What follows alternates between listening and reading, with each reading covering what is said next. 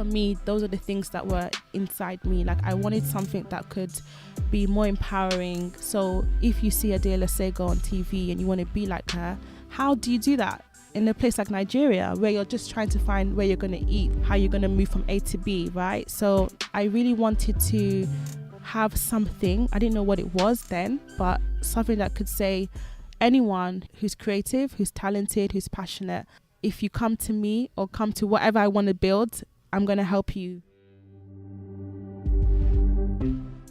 Hi, welcome to Blacticulate, a podcast series featuring UK young black professionals, where we find out how they do what they do, so you can too. Or not. After all, it is your life. So guys, welcome to another episode of Blacticulate. We feature UK young black professionals, where we try and find out exactly how they do what they do, so you can too. Because we all want to level up, right? So in front of me, I've got Pepper. Hello. This is so weird, like not seeing people, but okay. I am Yoanna. Pepper's my nickname, Chikezie. Okay, where's that coming from? There's no interesting story. It was just something that stuck in secondary school. We were all giving ourselves silly names as like schoolgirls walking through Chapel Market during lunch break, and I decided to call myself Pepper, and I think another friend of mine was calling herself not Salt, but we all had just silly names, and then it just stuck. And even though people know my name, they just prefer to call me Pepper. Pepper, no, I like it. Okay. And so imagine going to Nigeria with like Pepper, and then you get jokes like Tatashe and Atarado. Okay, do you mind if I call you Pepper? No, I don't. Okay, Of course cool. not. No. Tell us what you do, who you are, and we'll just, we'll take it from there. I work in the creative industries, particularly fashion, media, production, TV. And I still do consulting, branding, marketing, and still content creation. So that's my background. And you're also a boss lady. Okay. Yeah. Founder of a great company. Now, Thank you. You gotta shout that out. Yeah. So the Assembly is a community and a platform for fashion and creative entrepreneurs, students, professionals, who are basically just trying to either get from idea stage to launching a business, in particularly in West Africa. Because you're based in Lagos. Yeah, so Assembly is Lagos based. Right, yeah, gotcha. Yeah. But you studied here and everything. Yeah, and then I was you went born, over. bred, buttered in London, South and North London. So I've covered a lot of ground. First gen? First gen. So your parents are Niger? Yeah, they immigrated to the UK. Yeah. Diasporans going back. Yeah, I know. You gotta tell me about that journey, man. That's another podcast. Oh, no, we'll definitely get it in.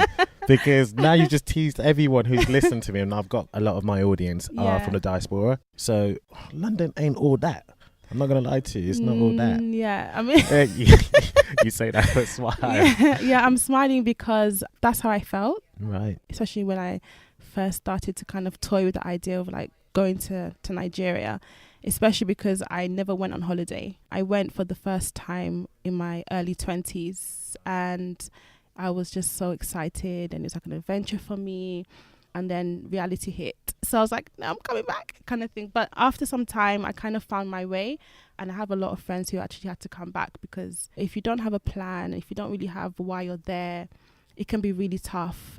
You have to be flexible and adaptable, because it's a completely different world. It's not what you see on Instagram. And even then, when I went there was no Instagram or anything like that. So yeah, you're seasoned. Okay, you know what? Yeah, I think I'm going off. No, in the country. I want you to go off. This is what we're about, conversations. But I need to tie things in, because otherwise, even just me listening to this brand new, I'm like, how did she even get there? Like, wait a minute. Yeah, airplane.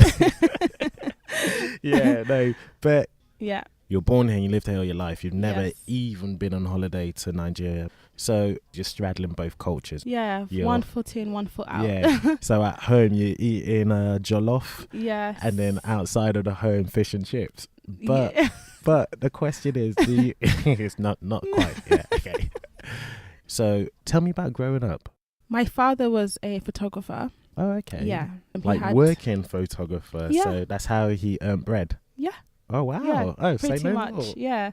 But I never wanted to be a photographer, but I already had that kind of, inclined to being a creative, visuals and all of those things. My mum, businesswoman, but she's always had an amazing style for really good taste for clothes. Her taste in music was different. So my parents were typical Nigerians, I guess, but they were also very like eccentric and quirky and very open to different things. My uncle was a vintage connoisseur. Like all he did was collect antiques. Oh, really? Like his home was like a museum. So I guess I had like really strong influence in terms of fashion, music, arts. Yeah. So I kind of knew very early on what I wanted to do, what I wanted to be. I remember going to places and people would be like, oh, you dress really cool, you have a really good sense of style, you always have unique things. And by the way, guys, you can't see her, but she genuinely still does. You're lit. You don't have to say this because I'm here. No. Thank you very much. Legit. Thank you.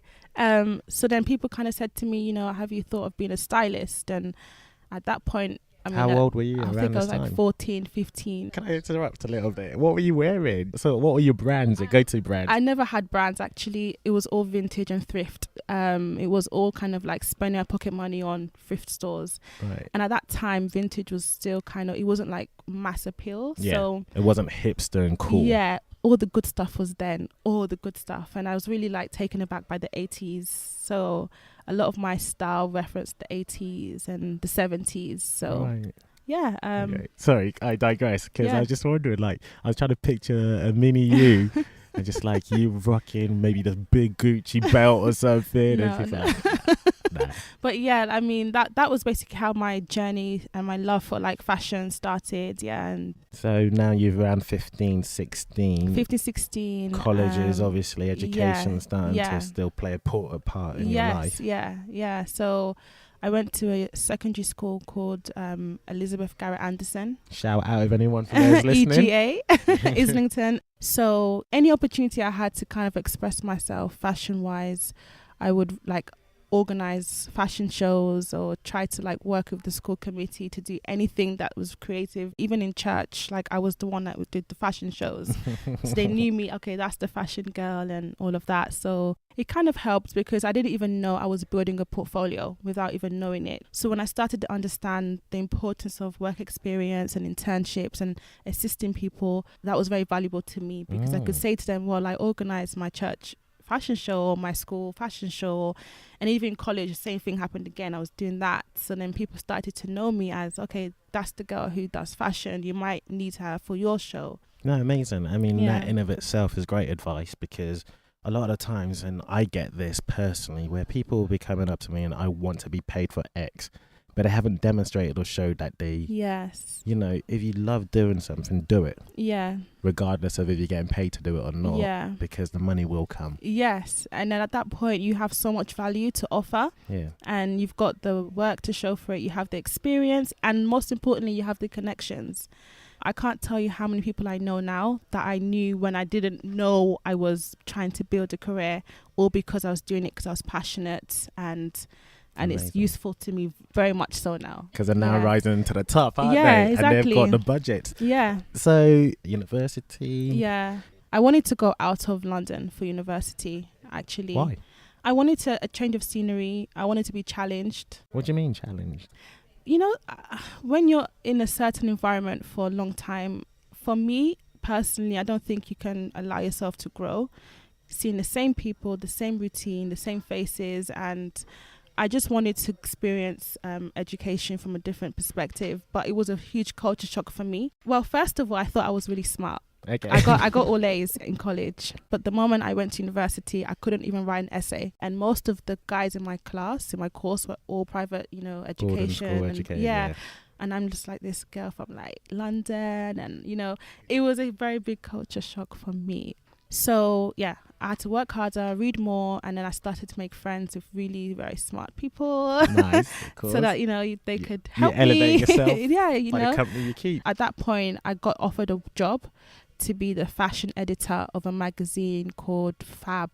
Fab. yeah, F-A-B. yeah. So fabulous African and black. Fabulous African and black. Yes. God. So that and this was is whilst at uni. Yes. Okay. And it was crazy because every weekend I was in London doing shoots while studying my degree. What was the degree? It was Culture, Society and Communications with Spanish. I know it's a mouthful. Okay.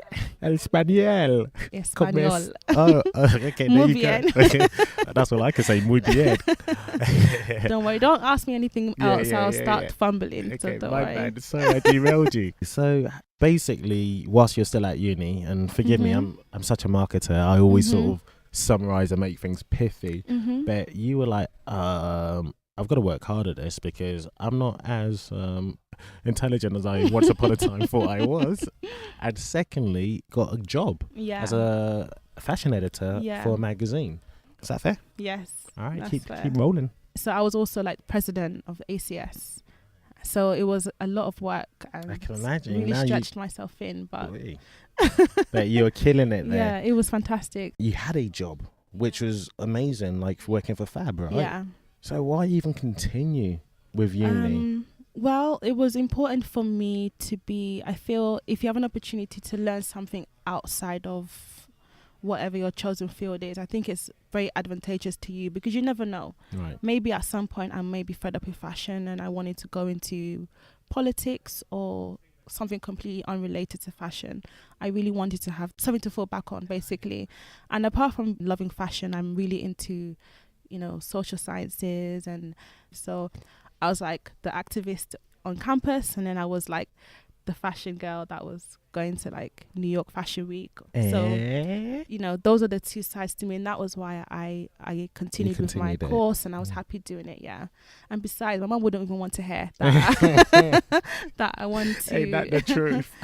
So okay, so we graduated because I'm just really still trying to paint a picture of you kind of, it sounds from an early age, you kind of already knew your path. Yeah, I believe so, yeah. Do you know what I mean? Within the fashion world. Now, obviously, that in itself is so broad. There's stuff that you can do within that. But because you were writing essays, albeit not great ones. No, I became very great. Trust did you? Me, Oh, you had to be. For a fashion editor, you had to be proofreading a lot of people's work. Exactly. It's not all pretty pictures.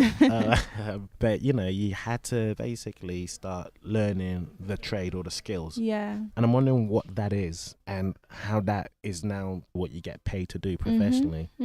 Does that make sense, what I'm saying? So how did I educate myself in fashion, or what I was doing as a fashion editor? Yeah. So funny enough, I've not had any formal training. Let me just say my profession was a stylist. Okay. And that was what got me to be the fashion editor. So and then of course I can write. Yeah. And I'm really curious about things. So that was kind of how the fashion editor role came about. I never had any formal training, but I would say I was forever reading, whether it was magazines, whether it was anything I found online, getting books on the whole area. Can I ask, what is a fashion editor? What is that role when you say like formal training? What do they do? So as a fashion editor, you are responsible for a set number of pages, and typically they're the fashion pages. It depends on the remit of the publication you're working for, but it could be sourcing talent, to write about, interviews. Then you have obviously your fashion pages where you're styling looks, trends, you're educating people on trends, you're educating people on new designers or anything interested in the fashion industry. Lots of interviews, lots of research, lots of Googling, lots of sourcing images, high-res images. And then you have like your spread, which is kind of like your editorial. And that's when you bring a team together, photographers, makeup artists, your stylists. You could be the one actually styling, or you could hire or commission. Yeah, so the editor pretty much brings an entire team in order to educate its readers on what's going on. Yeah, inspire and whatnot. Exactly. Okay, perfect. Well, thank you for educating me on that, because I didn't know. But that's what we knew we were going to be when we graduated. Yeah, exactly. I was already doing that, but then I wanted to find a way to Nigeria. Okay, so this is where the Nigeria story happens now. Gotcha. So whilst at uni, you had an itch to go to West Africa, Nigeria. Well, my friends, I started meeting Nigerians who were coming straight from Nigeria to study whether it was their masters or whatnot. And it kind of like, I started meeting like a really different set of Nigerians who like really inspired me to think about Nigeria as a place to live or to work. They were just very different to the kinds of Nigerians I was used to. And that's not generalizing, but it's just what I used to see. So my question was always going to be, oh, I'm sure you're here and you, after you graduated, you want to stay in England. They'll be like, no. What for? Do what? No. I'm just here to like get my education. I'm going back. People need me back home. They need doctors back home. They don't need doctors here.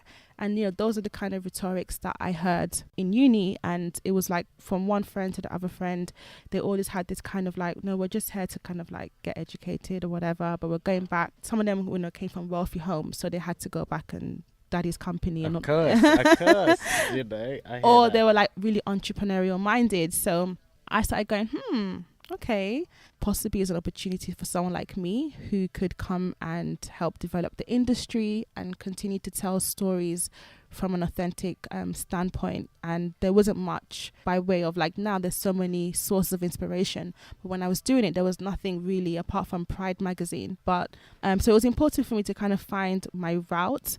So what I did was, for my final year dissertation, it was on Igbo hip-hop music. Igbo hip-hop music? Yeah, so you know does how that you exist? Yeah, you know, you have Fino and you have like maybe Runtown and a couple of, I don't know if anybody knows, but it's a really big thing now. At us if you don't know.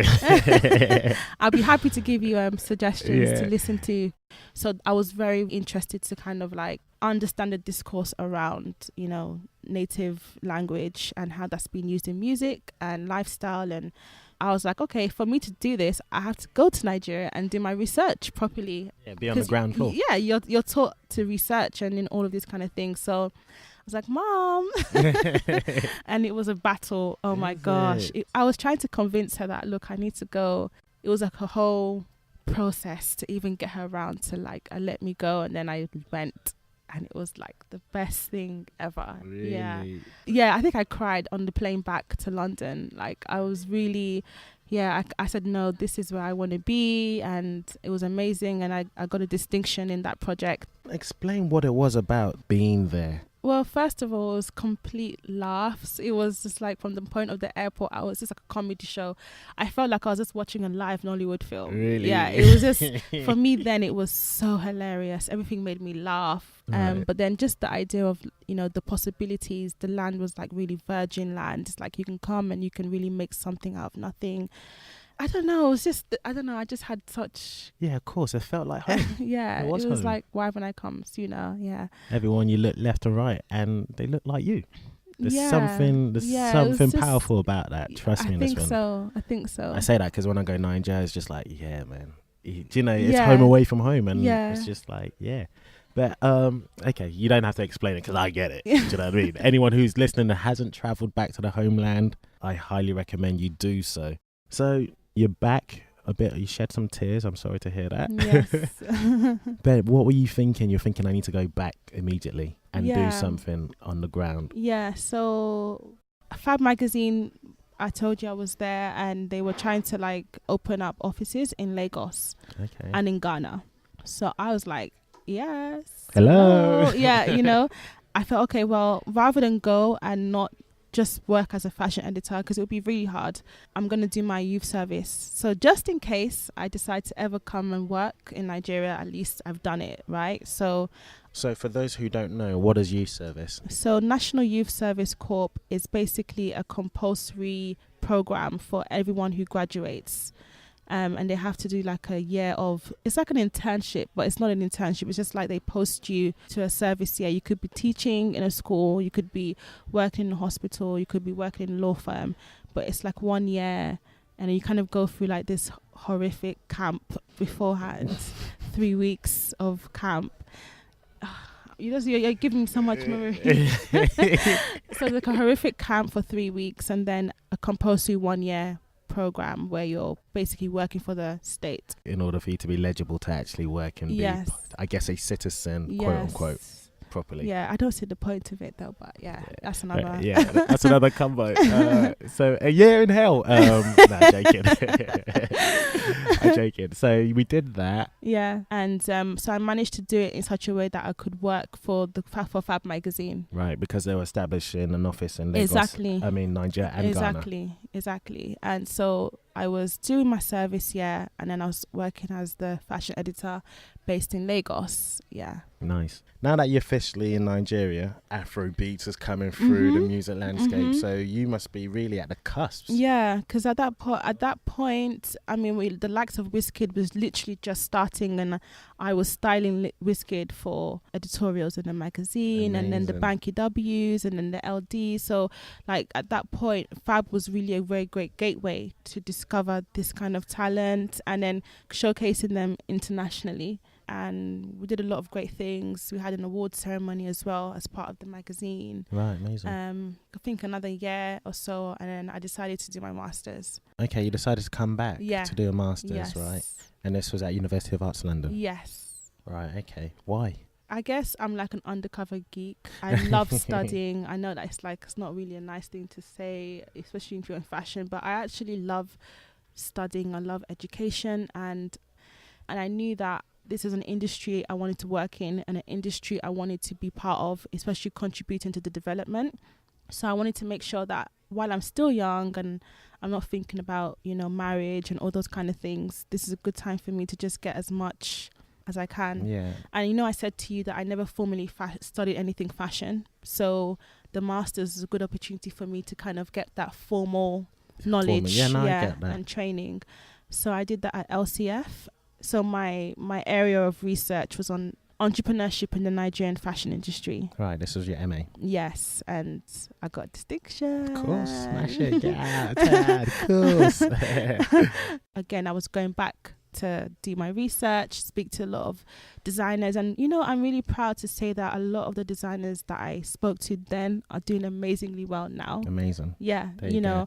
And so I kind of started to see that I actually want to know more about the business and actually want to be involved in the business side of fashion. And that's kind of like how it all started. What do you mean? What all started? So looking at fashion entrepreneurs in Nigeria, that was my project. At the time, there were just like 1 or 2 books that looked at African fashion in general. Like, okay, here are the guys to look out for. And those were really useful. But I think what was valuable to me was that body of research is still relevant today and with the work that I'm doing today. And I didn't know it then, Yeah. So you're making me try to pull this out of you, like let's fast forward. Yes, no, but I mean this is such a fascinating journey, and I understand why the calling of you going back to Nigeria was really important to you.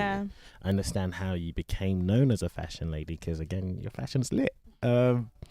But the fact that you created, am I wrong in saying you created the assembly, or you're one of the founders? I created. Yeah. This was off the back end of potentially Fab, was it? Or no, was there more work in between? So I left Fab. Oh, wow, okay. Funny enough. So I just started freelancing basically at that point. So I was like styling music videos. People wanted me to do other things. Then I got recruited for another magazine, but that was Nigeria based only. It was called TW, and it's a women's magazine, women's publication. Right. And they needed a fashion editor. And at the time, I never had a job per se or anything that was 9 to 5. I was freelancing and consulting for people. So that was a good opportunity for me to kind of say, okay, no problem, I'll do that.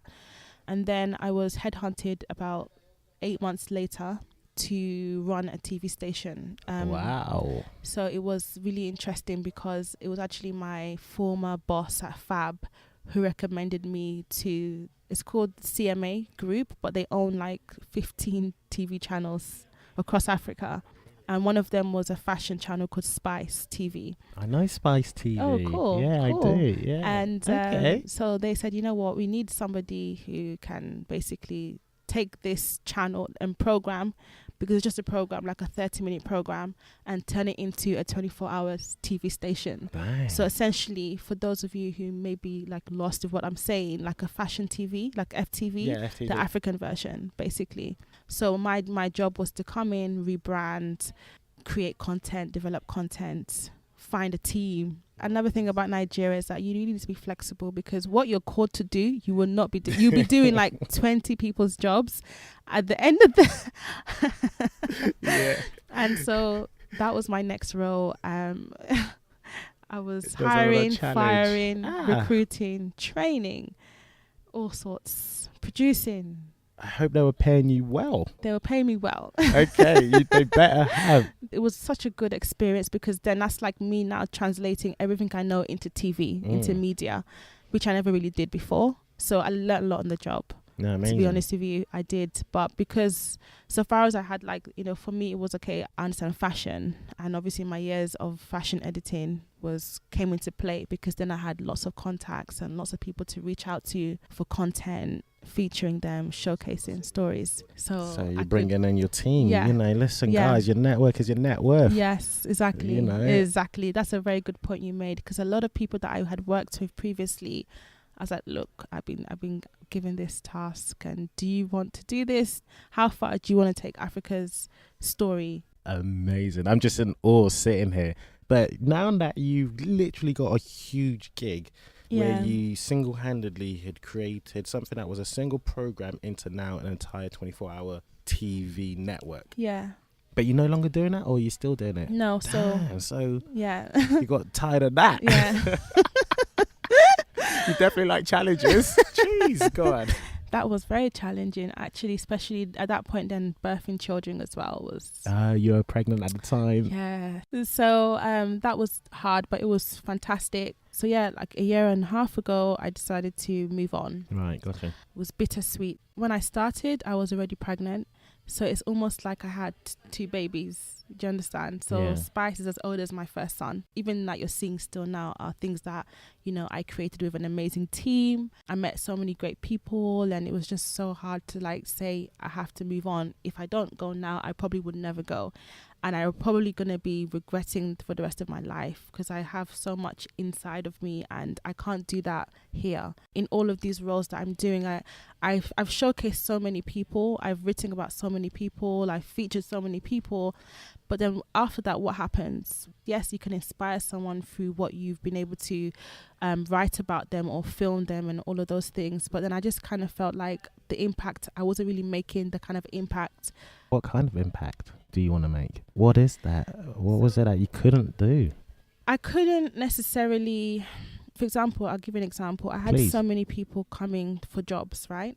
At Spice, even at Fab magazine, and you know, you can only take on so many interns if you're not experienced, and we were filled to the brim. We had no seats at one point, and you can't really spend time with those interns to groom them. I couldn't really mentor. I didn't have the time to really work with someone who I could see that, you know, you've got so much talent, if only you could do XYZ. And for me, those are the things that were inside me. Like, I wanted something that could be more empowering. So if you see Adele Sego on TV and you want to be like her, how do you do that? In a place like Nigeria, where you're just trying to find where you're going to eat, or you're trying to find how you're going to move from A to B, right? So I really wanted to have something. I didn't know what it was then, but something that could say anyone who's creative, who's talented, who's passionate, if you come to me or come to whatever I want to build, I'm going to help you. I have such a huge network of people, and they're forever looking for like talent to hire. So that's the kind of like impact I'm talking about, where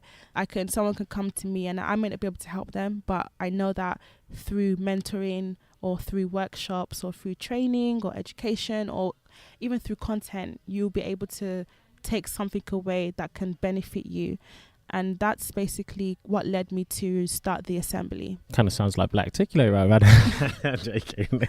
But that's why we're here, no? That's why we're here, man. We're united. Common goals. Raise that tide of black excellence. I think that's a nice place to almost end in regards to how we started assembly. Mm-hmm. Is there anything we haven't discussed? Because we're discussing your journey, but we haven't peppered it with resources, advice and tools and like tangible things. I guess the best piece of advice you can give to just start this journey and just become you.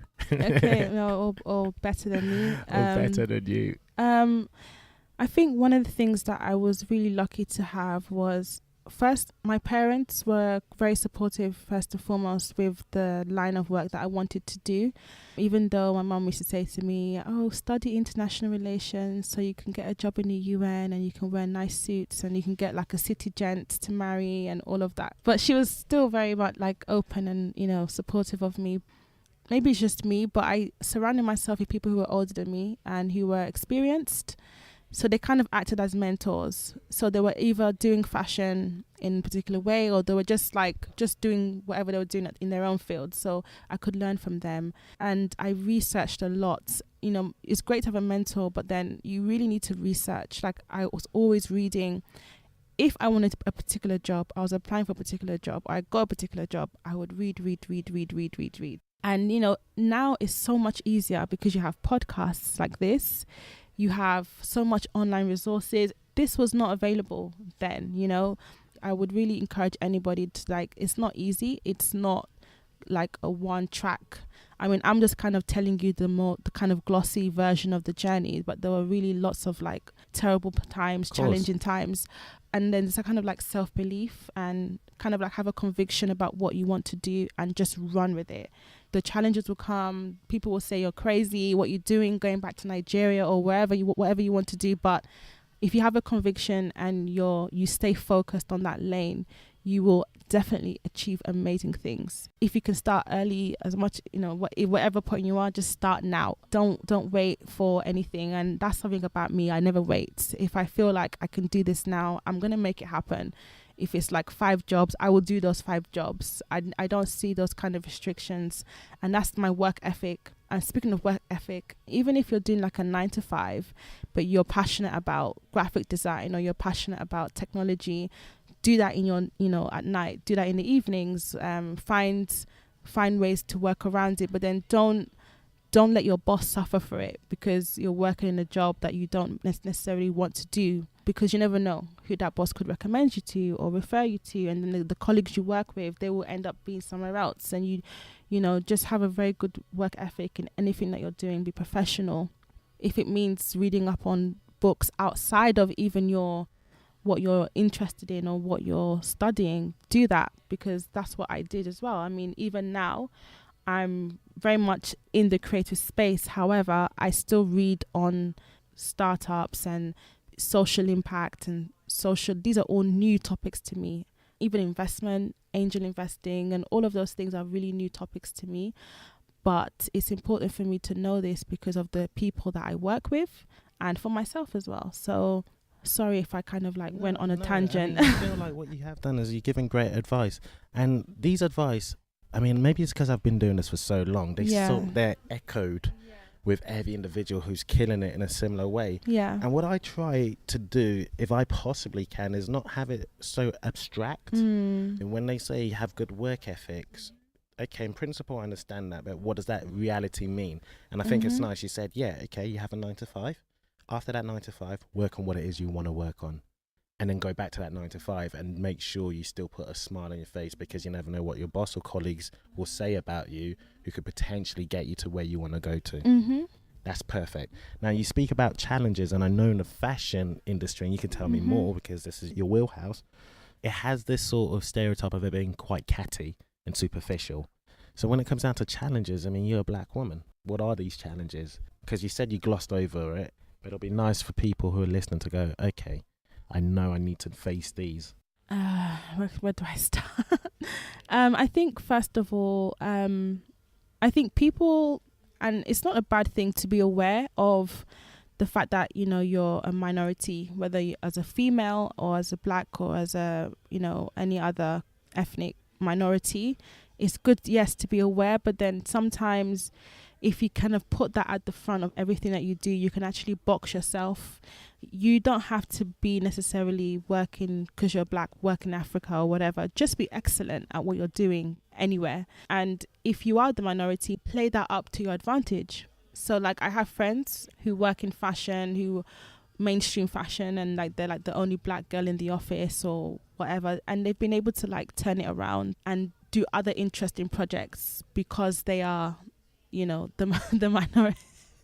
Like, Why are you laughing? Is it because I'm looking at you? Yeah, you're looking at me, and also I think I'm sounding off. Like, I think what I'm saying might be misconstrued. No, I think I know what you mean. As in one's uniqueness, if they are the minority, quote unquote, can still be actually empowering and can be a strength. And even throughout my life, even in general, I've kind of always been odd. Either I was the tallest girl or I was the black girl. But the moment you realize that you are fantastic, you're amazing, you're there for a reason, everything kind of switches around, and you don't start seeing yourself, you don't have a chip on your shoulder, or you don't kind of walk around feeling, oh, why am I here, or why am I in this situation, I'm not seeing representation, and all of those things.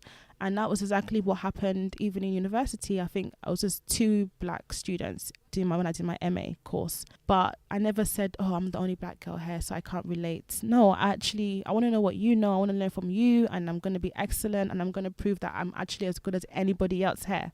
Do you understand? And that's kind of like how I've tried to navigate. Yeah, just navigate. And even in Nigeria, yes, I'm black like everybody else, but I'm now from the UK. I'm now a foreigner. I don't have a typical Nigerian accent. I can't speak pidgin. I can't speak my local language.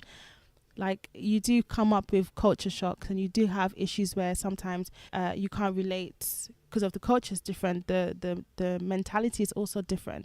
You can't say to yourself, okay, because of that reason, I won't be able to get from A to B just because of that. So you're basically saying, yes, every challenge does exist, but it's all about perspective. And, when we can flip it, then we empower ourselves and just be excellent. Yeah, and in doing # Black Excellence. You love your Black excellence.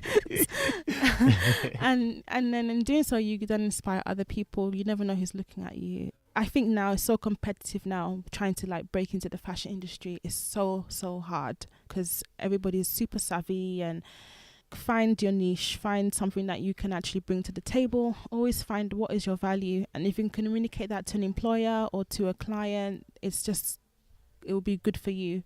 Or alternatively, visit the assembly. Yes, exactly. Yeah. Before asking you the light fire questions that I do with all my guests, to just close it off, can you speak about the assemblies? Anything you want people who are listening to know? Obviously, we're going to find out how we can check you out, but okay. Tell me, this is your chance to make it pop, make it shine. So the Assembly is a hub for creatives in the fashion industry. We work with designers, writers, illustrators, graphic designers, and essentially we exist to kind of make your life easier, trying to break into the fashion industry, whether that's giving you or attaching you, matching you with a mentor, whether that's through workshops, training, and we kind of have this kind of no BS. We don't try to sugarcoat things, and we only work with the best in the industry, people who have tried, proven the model, and who are doing amazing things. Sorry to interject, but imagine this, I'm listening, I'm like, okay, I want to apply to the Assembly. What's the criteria? Because you say the best. Let me explain. So, yeah, please. First, we're based in Lagos, okay? However, that doesn't mean that you can't be involved either through our virtual programs, whether they're online programs. We also have online mentors, virtual mentors, who are remote mentors to our members. Right. But when I say the best, I mean the professionals and the mentors that you will be attached to, and the people that teach and train. Gotcha. You mean your staffing, not the people who are trying to get into it? No. You can just have an idea, and you just want someone to kind of hold your hand through that process. And not everybody is exposed to having a mentor or mentoring. So you might need someone who's done it before or who's in the industry, and you just need them to kind of guide you. Maybe you're trying to write an application, and that person can look over the application for you. Maybe you're trying to develop a collection, and that person can help you with sources for manufacturers locally or internationally. Maybe you need just help. You just want to talk to someone or have a soundboard, just someone to just kind of bounce ideas off. Yeah, I hear that. So you provide that? Yeah, we provide that. And then we also try to have opportunities where people can collaborate as well. So I'm a really big fan of collaboration, because that's partly why I'm even here today, because I've been able to leverage my partnerships and leverage my network to do interesting projects and find people who you can connect with. If you may be a designer, but then you need an illustrator, and we're able to kind of connect people in that way. Is it paid? Do I have to pay? Do I have to be a So member? How right do I now, if you're a like we haven't even launched our official membership program. That's going to be next month. We're going to have like a really cool membership offering for people who want to be official members of the Assembly. But apart from that, like if you happen to be in Lagos, and even we're going to try and do some stuff even in London, you can just rock up to any of the events that we do. Some of them will be free, some of them will be paid for. Amazing. Okay, so watch this space, man. It's still in its infancy, but without a shadow of a doubt, it's going to be amazing with you at the head. Thank you. Pepper, you ready for these last 5 minutes? Not even 5 minutes, maybe even 2 minutes of quick fire round questions. Okay. So if you could do a TED Talks on anything other than the profession that you're known for, what would it be on? Language. You have your last £5. What are you spending it on? Lip balm. And I can do more than one. Yeah. So long as within lip £5. balm, Galaxy chocolate. Yeah. Water. Data. Typical Niger. Okay. This is a new one I'm actually going to throw. What is the biggest misconception people have of you? That I'm super outgoing. Okay, you're extroverted. And if I was to ask of the second person that springs to mind when I say the word success, who springs to mind? My husband. Nice. Who's the first person? So he was your first, yeah? Okay, you thought you could trick me. Thought you could trick me like that. All right, cool. We'll stick with your husband. Do you see yourself as a success? Just out of interest? Yes, I do. You do, and I think you are too. Thank you. So, how would you like to be remembered? I would like to be remembered as a kind and loyal person, a good mother, and a good leader. I can't imagine you're not already. In fact, the very little I know of you, I can see you are. Thank you. So it's been an absolute pleasure. Now, Pepper, how can people find you on the World Wide Web? And when they do, is there anything you'd like them to do? Yeah, sure. So on Twitter, my personal handle is Pepper_ZIE. Likewise on Instagram, Pepper_ZIE. And the Assembly is Assembly Official on Instagram and the Assembly Hub on Twitter. Just say hi and you can ask me any particular question about trying to maybe break into the fashion industry, creative industry, or how you could be involved in the Assembly. We're currently looking for really amazing mentors because we have so many amazing people that we just want to help and support their business and professional growth. So if you think that you're that person that will be happy to give some of your time a couple of times a month, you can join our mentoring scheme. We have some amazing people already on there. So anywhere you feel you could be part of the Assembly or contributing anyway, or if you want to learn anything, feel free to just hit me up. Amazing. Guys, please do hit her up because Pepper is going places and she's been. Amen. Amen. Hey guys, we really appreciate you listening, and if you have any feedback, please leave it in the comment section below. Also, all the info about the guests, the links and the resources we speak about will be in the description below. And last but not least, please do get in touch if you can teach us how you do what it is you do, because after all, Blacticulate is all about empowering and upskilling the community. Thanks guys, you're the best. See you soon.